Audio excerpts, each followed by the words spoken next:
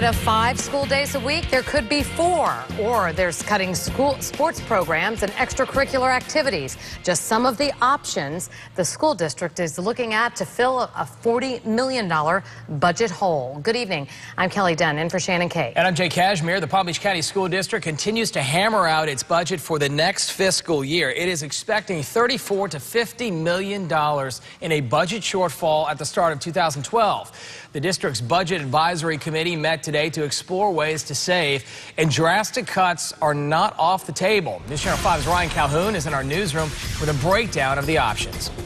The committee brought 23 different ideas to the table, and 3 of them were the most controversial. Those are 4-day school weeks, not funding sports programs, along with extracurricular activities. If these kids weren't outside enjoying summer break, they'd be in school 5 days a week. But in the future, that could change.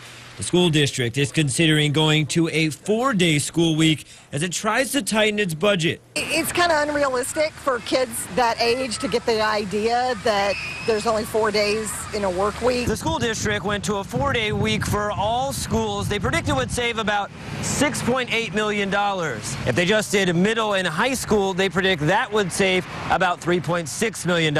Or there's the option of not funding school sports or extracurricular activities, which they predict would save about $15 million. I think they're great, but if the schools don't have the money to pay for all of those things, then I think that you have to cut there before you make cuts like a 4-day-a-week school week. Cutting school weeks, sports programs, and extracurricular activities were not popular with members of this Budget Advisory Committee either. At the same time, we decided just to leave those on the table just because we don't know, what the situation is going to be like. Other options advisors considered were increasing employee health insurance premium contributions, as well as raising the cost for school-age child care and summer camps. Unfortunately, if things are bad enough, then everything has to be on the table. Which worries parents like Jennifer Elmore. I think any answer that we come up with is going to hurt.